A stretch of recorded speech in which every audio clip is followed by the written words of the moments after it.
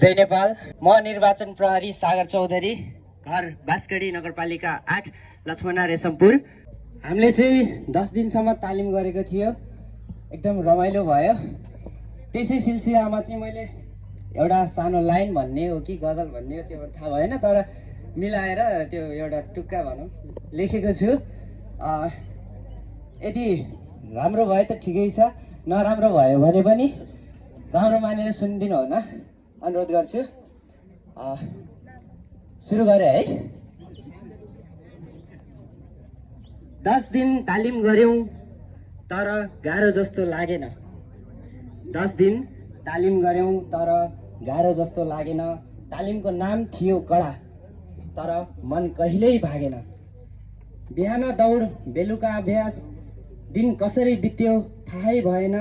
हाँस्दै सिक्दै अघि बढ्यौँ, थकानले छुनै पाएन। पसिना बग्यो तर उत्साह कहिल्यै घटेन। पसिना बग्यो तर उत्साह कहिल्यै घटेन। अनुशासनको बाटो समाउँदा आत्मविश्वास पटक्कै टुटेन।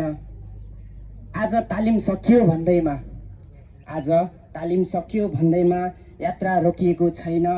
अब जिम्मेवारीको मैदानमा हाम्रो पाइला रोकिने छैन। शान्तिपूर्ण निर्वाचन गराउन अब अघि बढ्छौँ हामी। शान्तिपूर्ण निर्वाचन गराउन अब अघि बढ्छौँ हामी। शक्ति देखाउन होइन, विश्वास दिन्छौँ हामी। देश शान्त रहोस्, जनता सुरक्षित रहून् भन्ने चाहना बोकी कर्तव्य नै हाम्रो पहिचान हो, यही प्रतिज्ञा छ बाँकी। धन्यवाद।